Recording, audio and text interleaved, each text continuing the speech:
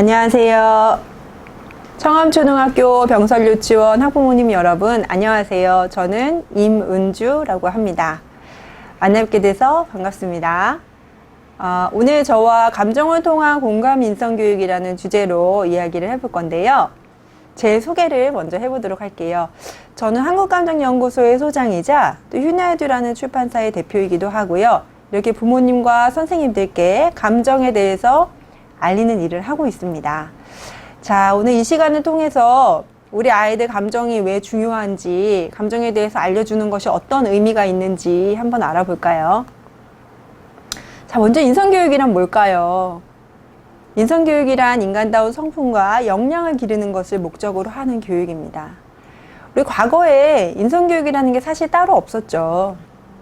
대가족제도 안에서요, 자연스럽게 인성의 말과 행동을 배우면서 사회적인 기술과 말, 행동을 자연스럽게 배웠습니다. 자, 하지만 대가족제도 깨진 지 오래되었고, 우리 핵가족화 되어 있는 가족제도 안에서도 부모님들이 맞벌이로 너무나 바쁘시죠. 그러다 보니 아이를 이렇게 앉혀놓고 인성교육이며 감정교육이며 이런 것들을 하는 것이 사실은 어려운 일이 되어버렸습니다. 하지만 그럼에도 불구하고 저는 퇴근을 하고 오시거나 주말 시간, 이렇게 아주 짧은 시간을 이용해서라도 우리 아이들과 감정 대화를 많이 나누라고도 말씀드리고 싶어요. 자, 우리가 어린 시절에 인성에 대해서 이렇게 배우다가 학교에 무엇을 가지고 인성에 대해서 배우느냐? 바로 도덕책을 가지고 인성에 대해서 배웠어요. 도덕책에서는 인성에 대해서 어떻게 알려줄까요? 바로 바른 행동에 대해서 알려주죠. 사람의 마음이나 감정에 대한 것보다는 바른 행동에 대해서만 알려줍니다. 그러다 보니 자연스럽게 우리는 다른 사람의 행동을 보는 이런 관점들이 생기게 되었죠. 그래서 아이가 울 때도요, 아이의 마음이나 아이의 감정 상태를 보기보단 아이의 행동을 보고 도대체 또 왜 울어? 넌 뭐만 하면 울기부터 하니? 라는 말을 하게 되는 것이죠. 자, 우리가 이렇게 행동주의적인 관점을 갖게 된 이유는 그 시대에서 중요하다라고 생각하는 심리학의 경향, 우리 아이들을 바라보는 관점이 그러했기 때문인데요. 우리 20년대부터 주름을 잡고 있었던 심리학의 경향은 행동주의였습니다. 그래서 우리 아이들을 키울 때 우리가 동물을 훈련하듯이 내가 아이를 내 마음대로 키울 수 있다라고 생각을 했었어요. 자, 근데 지금은 인지행동 기반을 둔 심리학의 경향을 대두되고 있었는데 이것이 현재에도 사실은 많이 쓰입니다만 최근에 대두되고 있는 심리학의 경향은 바로 뇌 기반 교육입니다. 뇌 기반 교육은 뇌가 어떻게 발달이 되고 어떤 시기에 어떤 자극을 줘야지 더 잘 발달이 되느냐, 이것에 대해서 연구하는 학문인데, 우리 뇌의 구조를 먼저 살펴보면 뇌간이라는 부분이 있어요. 뇌간은 여기 뒷목줄기 부분, 파충류의 뇌라고 하고요. 이곳은 생명을 유지하고 숨을 쉬고 체온을 조절하고 맥박을 조절하는 일을 담당해요. 우리 아이들이 태어날 때 이 뇌간은 이미 다 완성이 돼서 태어납니다. 그래서 아이들이 태어나자마자 젖을 빨고 체온을 조절하고 또 맥박을 조절하고 이런 것들이 그냥 자연스럽게 되는 것이죠. 자, 그 다음 발달하는 곳은 변연계, 뒤통수 안쪽에 있는 포유류의 뇌입니다. 이것은 감정, 기억, 성욕, 식욕을 담당하는데요. 이 변연계는 지금 우리 아이들 시기인 영유아기 때부터 사춘기 때까지 발달이 돼요. 우리 아이들은 지금 그래서 감정의 뇌인 변연계가 크고 있다라고 생각하시면 됩니다. 자, 그 다음 발달하는 곳은 전두엽, 앞통수 안쪽에 있어요. 이것은 영장류의 뇌라고 하고 이성, 분석, 기획, 판단, 결과를 예측하는 일을 담당합니다. 이 전두엽은 우리 아이들은 아직 씨앗만 있고요. 아직 발달이 이루어지는 시기는 아니에요. 이 전두엽은 우리가 성인은 여자는 23세, 남자는 30세 정도. 그래서 평균 성이 27세 정도가 되어야지 완성이 끝난다라고 해요. 그래서 우리 아이들은 지금 이 이성의 뇌로 사고를 할 수가 없습니다. 그래서 우리 아이들과 소통을 하고 싶으시다면 그리고 우리 아이의 마음을 알아주고 싶으시다면 우리 아이들이 지금 발달하고 있는 감정에 대해서 알아주고 감정의 언어로 소통을 하셔야 합니다. 우리는 감정에 대해서 잘 몰랐어요. 왜냐하면 배운 적도 없고 또 누군가가 우리에게 가르쳐 준 적도 없기 때문이죠. 하지만 감정은요, 우리의 행동을 만듭니다. 그리고 우리의 성격을 형성하게 하고요. 더 나아가서 인격을 완성하게 하는데요.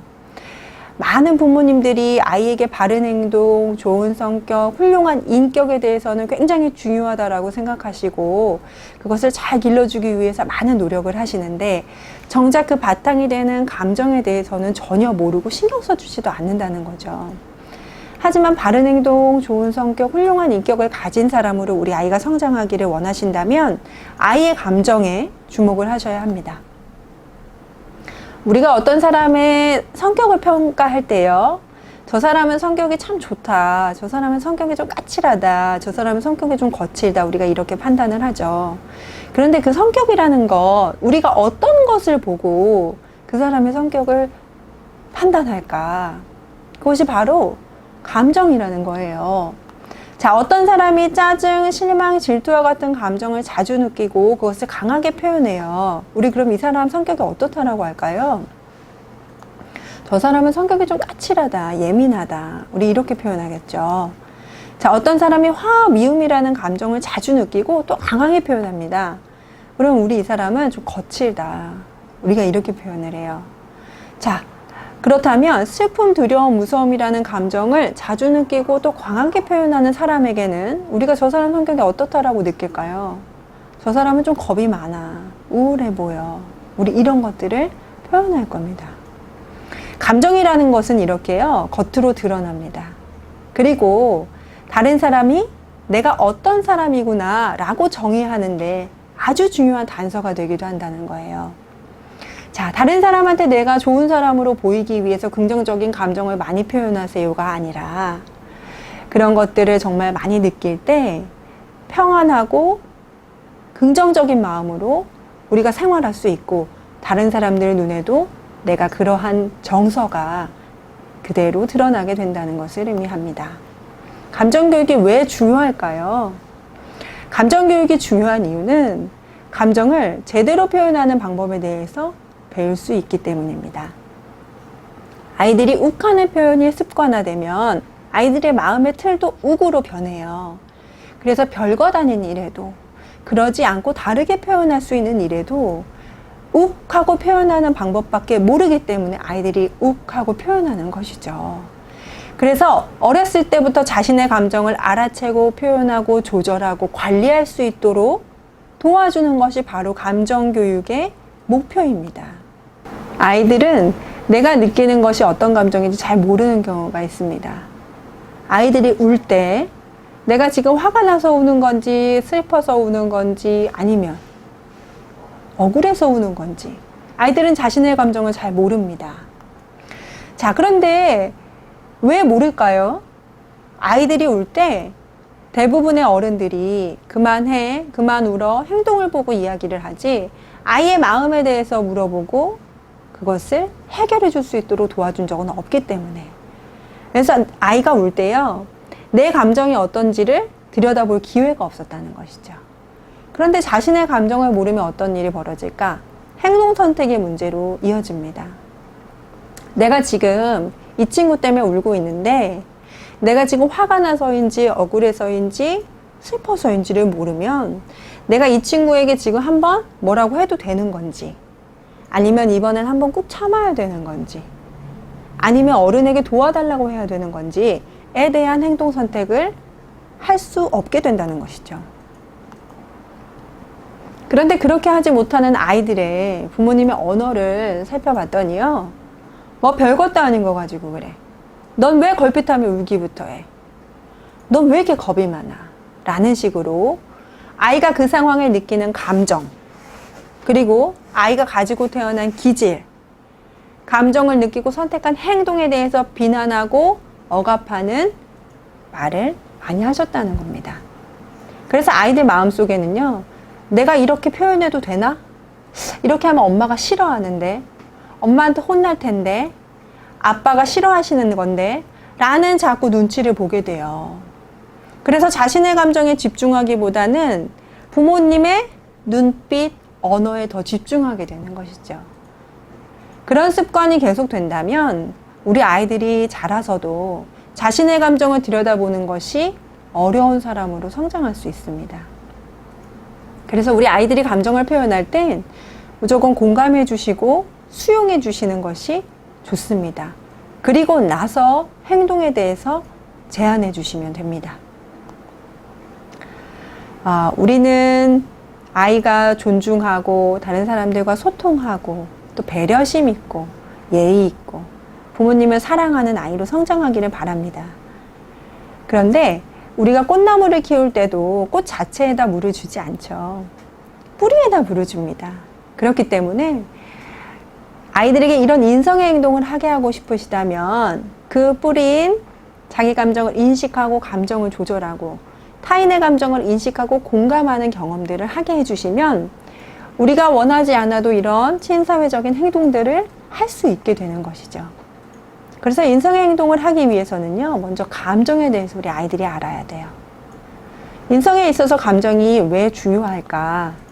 인간의 행동에는 감정이 깊숙이 개입하기 때문에 그렇습니다. 행동하게 하는 가장 중요한 요인이 바로 이 감정이에요. 감정을 영어로 하면 이모션이죠. 이모션이라는 단어의 어원을 살펴보면 접두사 in은 out을 의미합니다. 밖으로, 모션은 행동을 의미해요. 밖으로 행동하게 하는 에너지라는 어원을 가지고 있죠. 감정이 얼마나 행동을 강력하게 지배할까? 자, 우리 아이들이 어른들에게 거짓말을 할 때가 있어요. 특히 부모님에게. 근데 우리 아이들도요, 머리로는 알아요. 거짓말이 나쁘다는 것, 하면 안 된다는 것, 내가 이걸 했다가 들키면 혼날 수도 있다는 걸 알아요. 하지만 어떤 감정과 욕구 때문에 이것이 나쁘다는 걸, 하면 안 된다는 걸 알면서도 하게 될까? 바로 부모님께 혼날까봐 무섭고 두려운 감정, 그리고 부모님에게 인정받고 싶고 사랑받고 싶은 욕구 때문에 아이들이 이것이 안 되는 걸 알지만 거짓말을 하는 행동을 선택하게 된다는 거예요. 그래서 우리가 어떤 행동을 선택할 때는요, 내가 지금 무엇을 알고 있고 이것이 옳고 그르고 이것보다 내가 지금 느끼는 감정과 내가 원하는 욕구가 무엇이냐에 따라서 더 강력한 힘으로 행동을 선택하게 된다는 것입니다. 그래서 존 가트만 박사님은 감정을 내비게이션이라고 정의하셨어요. 내 감정 상태가 어떠냐에 따라서 내가 그에 따른 말과 행동을 하게 되고요. 그거에 따라서 다른 사람과의 관계에도 영향을 미치기 때문입니다.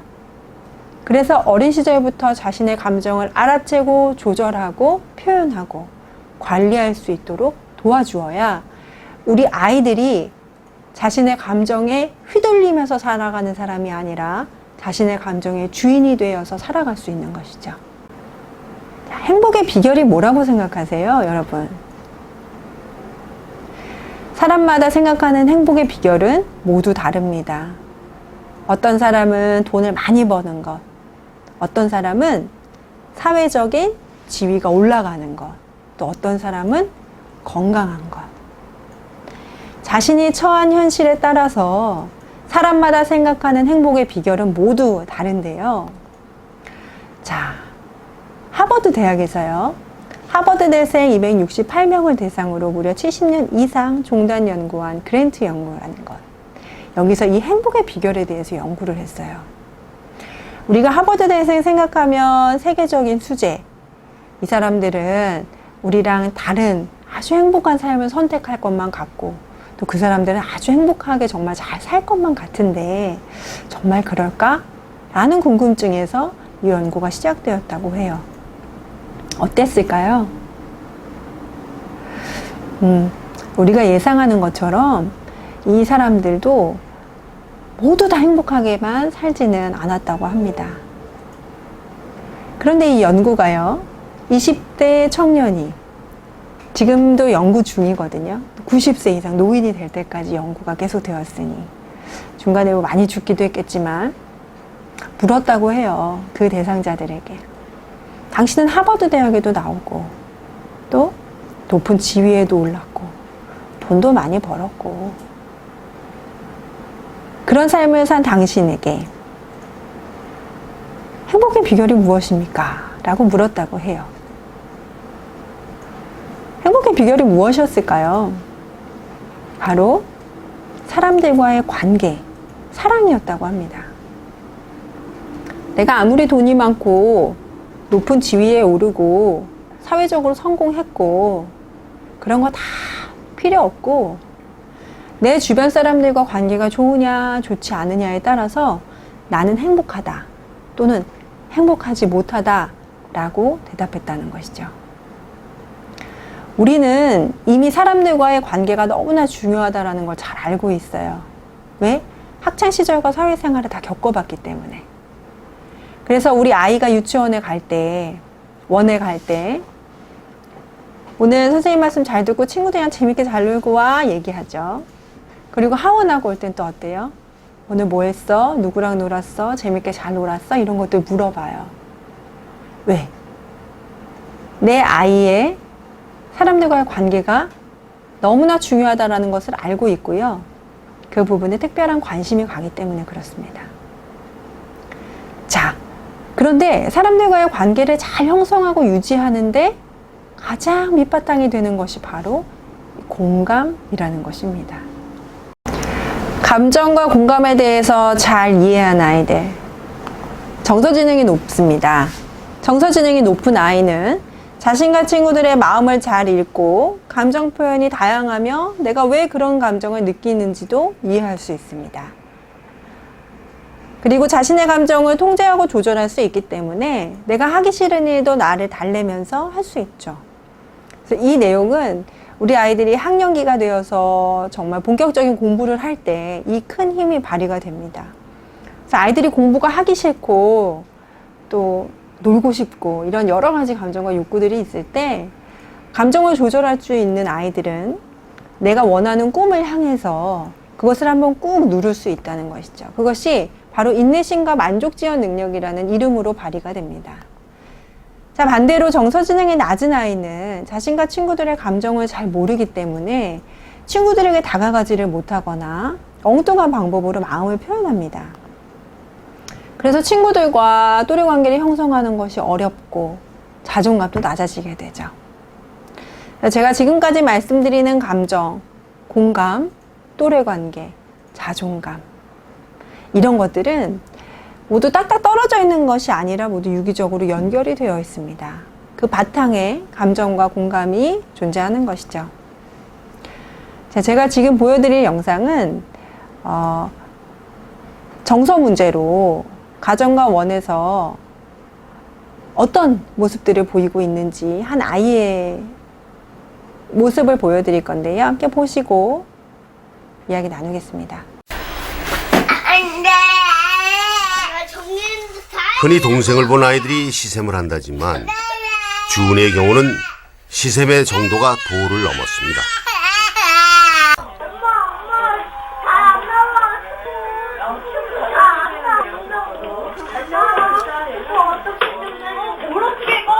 텔레비전이 잘 안 나온다고 주은이가 엄마를 잡아 끌자 이웃 아줌마와 얘기하던 엄마가 귀찮아합니다. 그러다 작은 손찌검이 시작되고 이에 질세라 엄마에게 덤비던 주은이는 결국 울음을 터뜨리고 맙니다.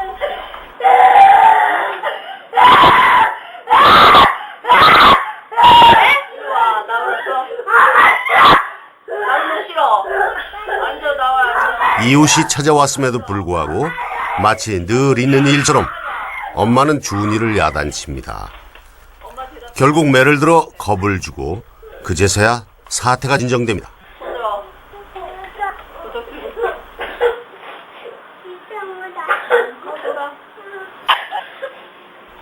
주은이는 5분이 넘도록 손을 들고 있었습니다. 하지만 이렇게 혼을 내는 엄마 마음도 편치만은 않습니다. 왜 그랬던 거야? 얘기해봐 빨리.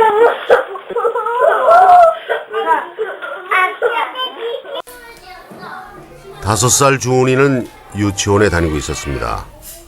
그런데 수업 시간에 친구들을 괴롭히는 모습이 예사롭지 않습니다.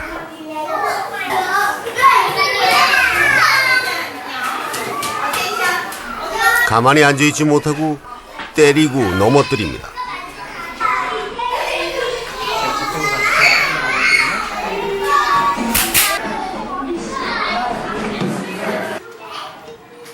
결국 친구들이 모두 피해버리고 주훈이만 외톨이가 되었습니다.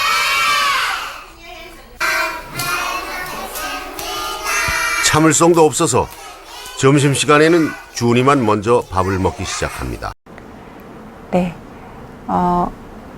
자신의 감정을 모르고 또 자신의 감정을 이해받지 못한다고 느끼는 아이들은요, 다른 사람의 감정을 또 공감할 수가 없죠. 그래서 사람들과 이렇게 관계를 맺고 갈등이 생겼을 때 해결하는 방법을 잘 모르기 때문에 사람들과 관계 속에서 외톨이가 되거나 외로움을 많이 겪을 수가 있습니다. 그래서 우리 아이들에게 감정을 알려주고 자신의 감정을 알아채고 부모는 또한 아이의 감정을 공감해주는 그런 자세가 필요합니다. 자, 그래서 우리는 아이의 감정을 볼 줄 아는 눈을 가지고 있어야 하는데요. 자, 이 아이의 모습을 보고 이 아이에게 어떤 얘기를 해주고 싶으세요? 네, 다양한 말들을 막 지금 하고 계실 텐데요. 우리는 아이의 모습을 딱 보고요, 이 아이의 행동을 볼 것인지 아니면 감정을 볼 것인지 선택할 수 있습니다. 그것은 겉으로 드러나지 않아요. 내 마음속에서 일어나는 것이죠.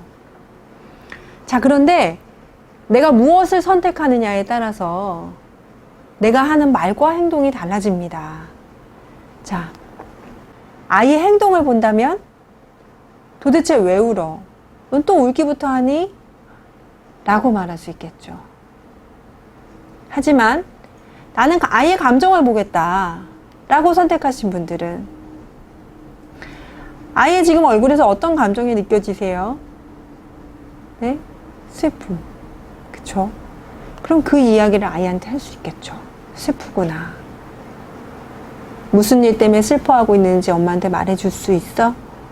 아이고, 정말 그런 상황이었다면 엄마도 너무 슬펐을 것 같다. 라고 아이의 마음을 공감해 줄 수 있겠죠. 우리는 아이의 모습을 보고요, 아이의 행동을 볼 것인지 감정을 볼 것인지 선택할 수 있고, 그 선택은 내 마음속에서 일어난다는 것. 그걸 꼭 명심하시고 우리 아이들의 감정을 바라봐주는 부모님이 되시길 바랍니다. 그래서 우리 아이들에게 아이의 감정을 알아주고 공감해주는 것이 어떤 의미인지 이해하셨으리라 생각됩니다. 자, 마지막으로 아까 보셨던 그 남자아이 영상을 어떻게 변화됐는지 함께 보시고 마무리하겠습니다. 엄마가 잠시 외출한 사이 동생 이수가 떼를 쓰며 울기 시작했습니다.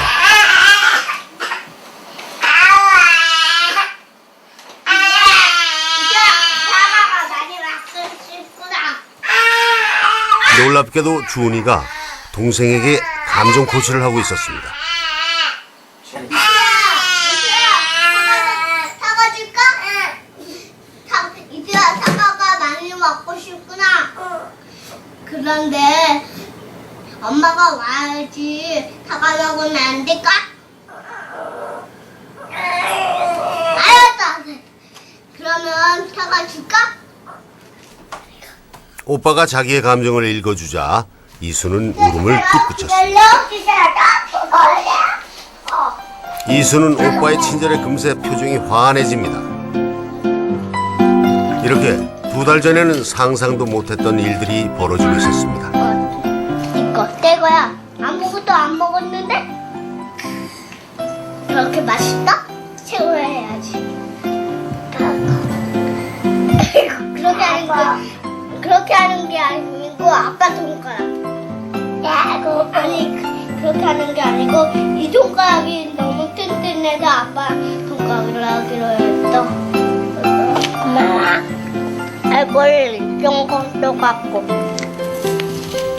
유치원의 점심시간 그새 배고픔을 못 참고 혼자서 점심을 먹던 주은이가 이제는 친구들과 함께 먹기 위해 기다릴 줄도 아는 어린이가 되어 있었습니다.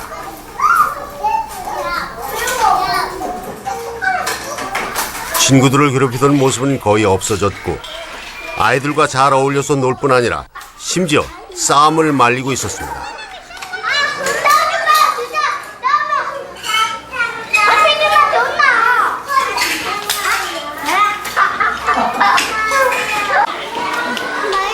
상대방의 감정을 읽고 배려할 줄 아는 마음이 생겨난 것입니다.